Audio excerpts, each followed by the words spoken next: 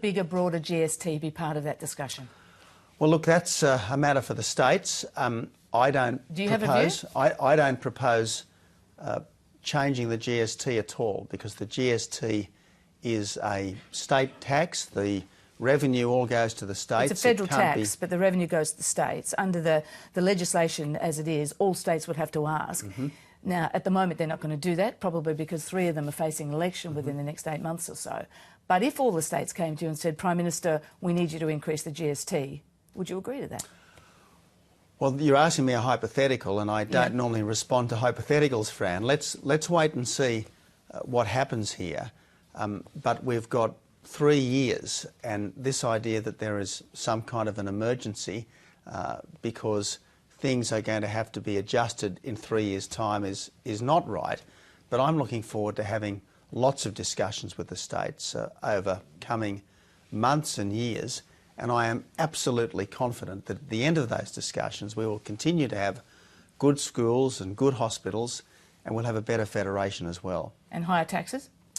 Well, my objective is lower taxes. That's my objective. I didn't come into politics to put taxes up. I came into politics to bring taxes down. They should be lower, simpler and fairer, and that's what will happen under this coalition government. I'm glad you mentioned emergency, because the states are unhappy, and one state minister in New South Wales, State Health Minister, is already threatening to open the emergency wards in our hospital to GPs, so people can go there, not pay the co-payment, and the Commonwealth bears the brunt of that through the Medicare rebate. Well, look, it's going to be chaos.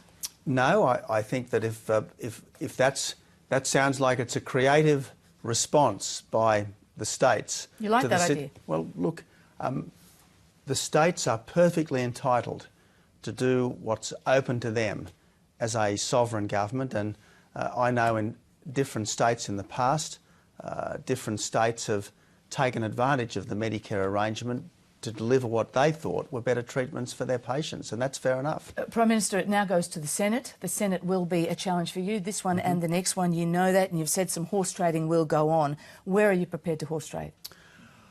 Well, what we aren't prepared to do is to sell our kids down the river by continuing to spend way beyond our means.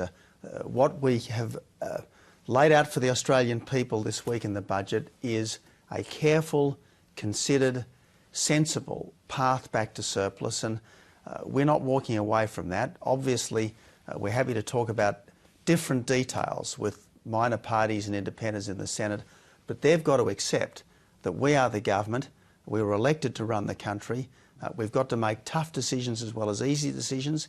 We can't keep this cash splash with borrowed money going, and let's have that discussion.